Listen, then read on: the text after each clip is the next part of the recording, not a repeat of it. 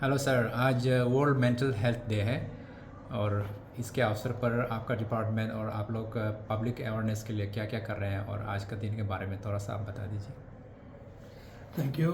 First of all सभी को greetings on the world mental health day.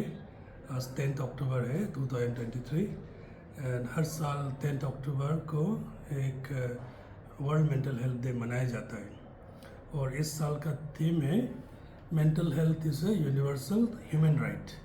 तो इस थीम के ऊपर हम लोग आज छोटा सा प्रोग्राम रखा है ट्रिम्स में, हमारा ही ओपीडी में, और आज हम लोग प्रोग्राम किया है। तो हमने बहुत सारे स्टेक होल्डर्स, एनजीओस लोग को भी बुलाए हैं, साइकोलॉजिस्ट लोग को भी बुलाए हैं, रिहैब सेंटर से, जैसे आपका कृपा फाउंडेशन हो गया, इमानुअल रिहैब सेंटर हो गया, आपका निगला रिहैब सेंटर है, सरीन रिहैब सेंटर, और कुछ आईसीआर इटाफोर्ट ओएसडी सेंटर से भी हम लोग बुलाए हैं कुछ इन्फॉर्मेशन लेने के लिए, जो de addiction treatment OSD treatment चलता है। तो इस तरह हम लोग छोटा सा एक प्रोग्राम रखा है। तो मैं ये बताना चाहता हूँ कि मेंटल हेल्थ एक ह्यूमन राइट का एक यूनिवर्सल ह्यूमन राइट है। तो हम लोग ह्यूमन राइट के बारे में बहुत बोलते हैं, लेकिन कभी कभी हम लोग मेंटल हेल्थ को छूट जाते हैं। तो आज ये एहसास दिलाना है कि हमारा मेंटल हेल्थ बहुत इम्पोर्टेंट है। अगर मेंटली हम फिट नहीं रहेंगे, मेंटली हम पीस में नहीं रहेंगे, तो बाकी चीज़ सब अधूरा लगता है, तो बाकी कुछ करने का मन नहीं करता है। तो mental health service supreme court के अनुसार हर डिस्ट्रिक्ट में एक मेंटल हेल्थ सेंटर होना चाहिए, स्टेट में तो होना ही चाहिए। तो हमारा एक स्टेट में मेंटल हेल्थ हॉस्पिटल है और ट्रिम्स में भी हम लोग यूनिट है, डिपार्टमेंट ऑफ साइकेट्री है। So according to the mental health act, mental health care act 2017, every person has a right to mental health care. उनका ट्रीटमेंट होना है, उनका देखभाल होना है। सो स्टेट का भी रिस्पॉन्सिबिलिटी है और हमारा भी सबका रिस्पॉन्सिबिलिटी है। तो इसलिए this was mental health day was started way back in 1992. सो आज हमारा 31st एनिवर्सरी ही बोल सकते हैं। तो देखा गया, मोस्ट ऑफ द स्टडीज में देखा गया कि 10% of the population has mental illness which needs treatment, be it psychosis, be it anxiety, depression, और आपका schizophrenia हो, mental retardation हो, addiction problem हो। And out of that, 1% is seriously ill who needs active care, active treatment. So even if you take the 2011 census, Arunachal ka population roughly, if you say 15 lakhs, so 1.5 lakh people are suffering from mental illness, and 15,000 of them are seriously ill. We are talking about 15,000 families, not only one person, क्योंकि एक को illness होने से सारा family effect हो जाता है। So it is very important that हम लोग एकजुट होके स्टेट गवर्नमेंट को भी रिक्वेस्ट है और कि हमारा इसको बढ़ावा दे। And I think they already steps are taken, people from NIMHANS have come and the plan is in place, so it needs to be rolled out. Sir हाँ, और एक चीज़ बताना चाहूँगा कि आज हमने इतना सारा पीपल फ्रॉम रिहैब सेंटर लोग को बुलाया है क्योंकि हमने एक स्टडी किया है, retrospective study in TRIMS itself from 2019 to 2021। 3 year study में देखा गया है ऑलमोस्ट 400 पेशेंट एडमिटेड था, इन patient, out of which almost 50% were opiate dependent, Okay. and 30% were of alcohol dependence. Now, I'm not saying only people who are admitted from psychiatry department. These are people जो medicine, surgery, gynae, child वहाँ से भी जो refer आए हैं, सबको मिला के so almost 80% are reeling with substance dependence. तो ये सब्सटेंस अब्यूज़ बहुत बड़ा इशू है एंड इनको भी टारगेट करना, इनका मैनेजमेंट को टारगेट करना एक बहुत प्रायोरिटी है। सर, आपको मैं कुछ मेंटल हेल्थ के बारे में बात करते हैं। लोगों को पता नहीं चलता है कि साइकेट्रिक डिपार्टमेंट में यानी कि आपका साथ में आना चाहिए नहीं आना चाहिए, उनको पता नहीं होता है। तो कौन कौन कंडीशन में, मतलब कौन सा सिचुएशन में आपके पास आना चाहिए? लोगों को पता नहीं होता है कि कभी कभी बोलता है कि हम लोग बिजनेस से भी नहीं, मैं तो उधर नहीं जाऊंगा, पागल बोलेंगे लोग, इस टाइप का बातें करते हैं। तो कौन सा जो नॉर्मल लाइफ में जो सिम्टम्स है लोगों को आपके पास कंसल्ट करना चाहिए? देखो, एक तो स्टिग्मा जरूर है और दैट पागल word is obsolete now actually, क्योंकि बहुत लोगों को अवेयरनेस आ गया है और हम लोग भी यहाँ ऑलमोस्ट एवरी डे 30-40 पेशेंट देखते हैं ओपीडी बेसिस में। वार्ड भी हमेशा फुल रहता है, हम लोग इवन वेटिंग लिस्ट में भी रखते हैं। सो ये एक मिसनोमर भी हो गया है कि लोग जाने से कतराते हैं। हाँ, कुछ परसेंटेज ज़रूर हैं because of lack of awareness. When anybody has mental illness, in simple terms बोला जाए तो आपका मूड में चेंजेस, आपका थॉट में और आपका इमोशन में।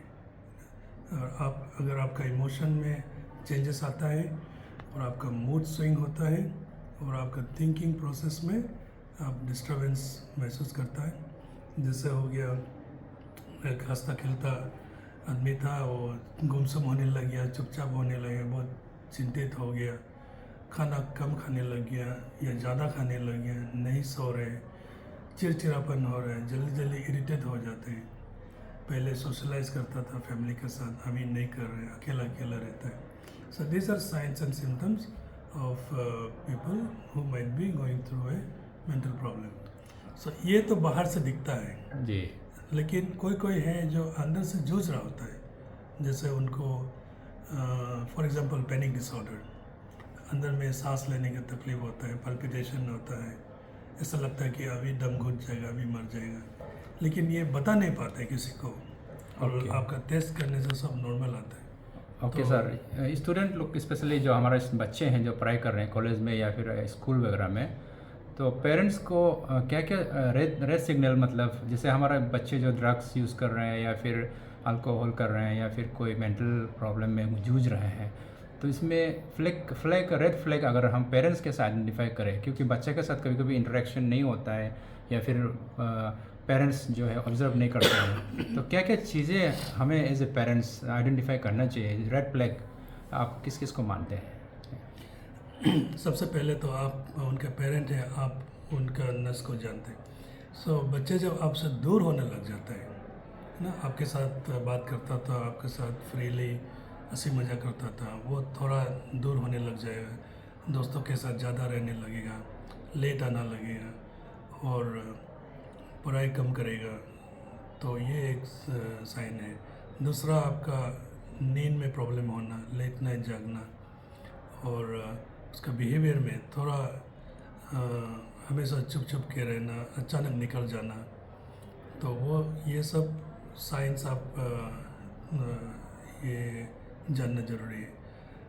थर्डली, आप उसके फिज़िकली भी आप देख सकते हैं, कोई कोई ड्रग्स यूज़ करते हैं तो उनको हमेशा चेक करना है, कहीं कहीं नीडल का साइन है और उसको छुपाने के लिए वो लोग टैटू भी लगा लेते हैं, तो और पैसा मांगने लग जाते हैं, क्योंकि जो ओपिएट हेरोइन जो यूज़ करता है तो वो काफ़ी महंगा होता है, तो उसके लिए हमेशा बार बार कुछ बहाना लेके पैसा मांगना और कुछ कुछ सामान बिक्री कर देना, तो ये सब साइंस एंड सिम्टम्स है। ओके सर, और ये एक सुसाइड के बारे में सर थोड़ा बता दीजिए, क्योंकि हमारे यहाँ सोसाइटी में बहुत सा केसेस बच्चे में भी होते हैं, बड़े बड़े लोगों में भी होता है सुसाइड। इसका मतलब कैसे हम आइडेंटिफाई करें कि ये आदमी सुसाइड हो सकता है, मतलब प्रिवेंशन कैसे किया जाए सुसाइड के बारे में? देखिए, सुसाइड एक बहुत कॉम्प्लेक्स फिनोमेना है एंड आप बोल सकते हैं दिस अल्टीमेट एंड। तो कुछ आदमी को कोई चारा दिखाई नहीं देता है, कोई रास्ता दिखाई नहीं देता है, वो अल्टीमेटली जाके करता है। और दूसरा टाइप का ये है कि जो इम्पल्सिवली करता है, अचानक गुस्सा में कर देता है। तो ये अगेन इसमें भी ये देखना होगा कि पर्सन डिप्रेस्ड है और गुमसुम रहता है और पहले जैसा हंसता खेलता था अभी अकेला पसंद करता है और रोने लगता है छोटी छोटी बातों में वो लोग। लेकिन person who commit suicide last moment तक एक एम्बिवेलेंसी रहता है, करूँ ना करूँ। तो इसलिए वो लोग कुछ छोटे छोटे सिग्नल देखे जाता है, तो वो सिग्नल लोग को थोड़ा पकड़ना है। क्या क्या सिग्नल देता है सर? जैसे बोलते मैं नहीं रहूँगा, मैं नहीं जीऊँगा, और इसके बाद मेरे जाने के बाद ये करना वो करना। और Okay. कभी मैसेज दे देते हैं, कभी सोशल मीडिया में डाल देते हैं, और बहुत सारे लोग अटेम्प्ट भी करते हैं ना। So for every suicide there is at least 15 to 20 attempts. और जो अटेम्प्ट कर चुका है उसको मतलब अलार्मिंग मानना चाहिए। हाँ, अलार्म उसको हम लोग हमेशा अलार्म लेना है और सीरियसली लेना है। अच्छा। तो हम लोग बोलते हैं ये 3-4 बार कर चुका है, ये कभी नहीं करेगा, एक 5वां बार में वो कर देता है। यानी कि मतलब छोटा मोटा झगड़ा में भी हम मर जाएगा, हम सुसाइड करेगा, सुसाइड अटेम्प्ट करने के लिए कोशिश करता है, मतलब ये सब एक डेंजर, मतलब उसके लिए एक डेंजर सिग्नल हो सकता है मतलब। और एक सर एक साइकेट्रिक प्रॉब्लम हम लोग बात करते हैं, ये डिल्यूजन के बारे में आप थोड़ा बताइए। डिल्यूजन क्या होता है एक्चुअली, इसमें किस टाइप का होता है? डिल्यूजन एक फॉल्स एक साइकेट्रिक कंडीशन है, एक फॉल्स फिक्स्ड बिलीफ है जिसको आप शेक नहीं कर सकते हैं। But again it is something not keeping with the socio cultural background.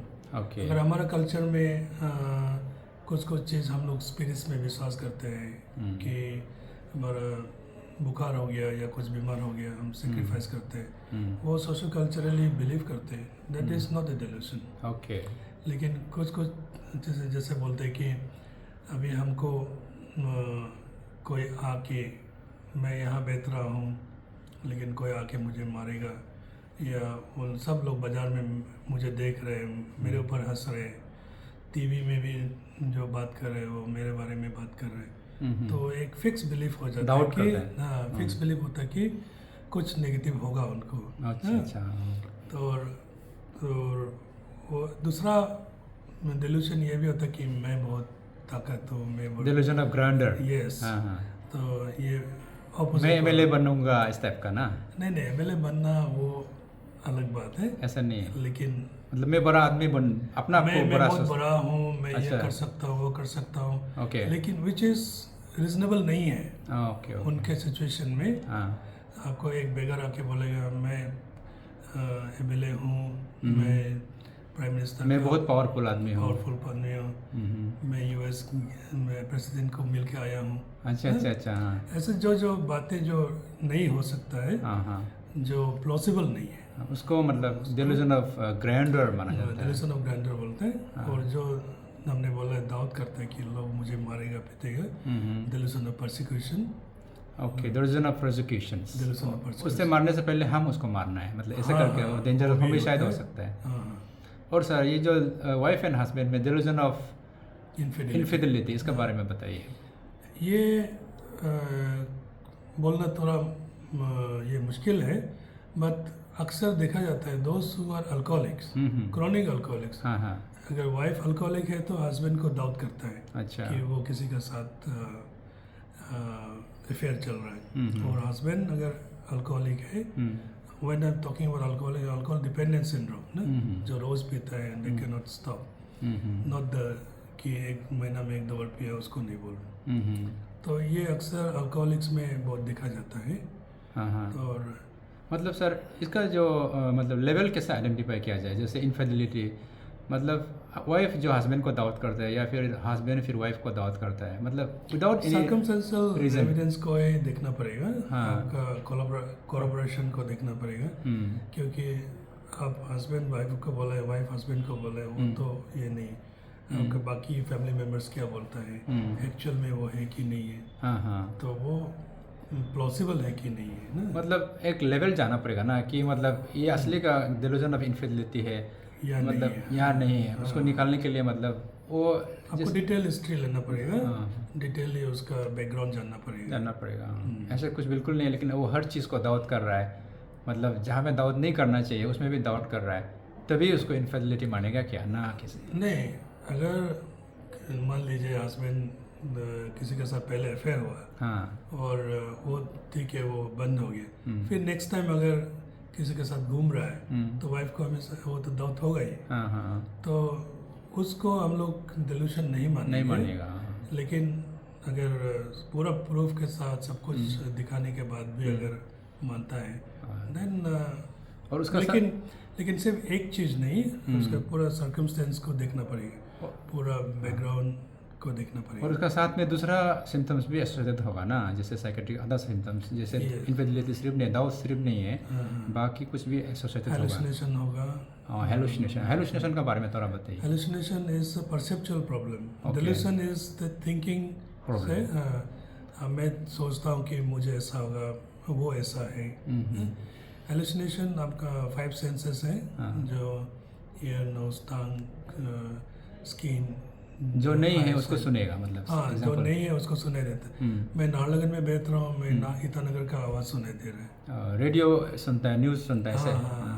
Okay, मतलब उल्टा पुल्टा किसी का बात सुनाई देगा, किसी का मतलब कान कोई में हमको प्लान कर रहा है, मर्डर, 2-3 आदमी मेरे बारे में डिस्कस कर रहा है, है। हमको कल सुबह मारेगा। हाँ। तो मैं पूरा डर के छुप जाता हूँ। अच्छा अच्छा तो अच्छा। बहुत लोग इवन दाव रेडी करके रखता है, वेपन भी हाँ साथ में रखते हैं। कोई कोई अपना को भी सर मारता है, जैसे अपना बच्चा को मारता है, अपना बीवी को मारता है, और जो अपना जो जिसको आप क्लोज है उसको भी मारता है, ये भी यही है क्या? जैसा हम बोला है, हाँ। फिर उसमें आपको पूरा सर्कमस्टेंस को देखना पड़ेगा, क्या सिचुएशन में हुआ है, उसका मेंटल स्टेट कैसा था, क्या रीज़न से मारा है।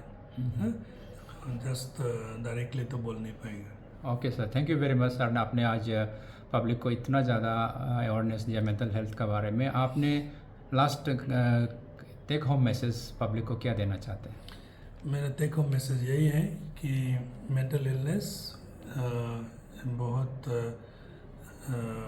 Important aspect of our health system, इसको नेगलेक्ट नहीं करना है, एक दूसरे को इनकरेज करना है ट्रीटमेंट लेने के लिए, हेल्प लेने के लिए। मेडिसिन सिर्फ अवेलेबल नहीं है, आज के दिन में साइकोलॉजिस्ट लोग भी हैं, काउंसलिंग भी ले सकते हैं, और जस्ट फॉर असेसमेंट आप आ सकता है। Even a normal person can come for a psychological assessment. तो और एक दूसरे का ख्याल रखिए, और एक बात है कि अपना जो हेल्दी लाइफस्टाइल है, जैसे टाइम पे सोना, टाइम पे खाना, और तो अपना पॉजिटिव एटीट्यूड रखना, और फैमिली सर्कल के साथ, फ्रेंड्स के साथ सोशलाइज करना बहुत इम्पोर्टेंट है। आजकल एक बहुत प्रॉब्लम आ रहा है मोबाइल फ़ोन्स, विच इज़ रात को सब लोग सोशल मीडिया में बहुत सारा इंफॉर्मेशन आता है जो मेंटली डिस्टर्ब भी करते हैं, और नींद का बहुत प्रॉब्लम क्रिएट करता है, that will lead to mental problem. So I wish everyone good mental health on this World Mental Health Day. Thank you. Thank you very much sir.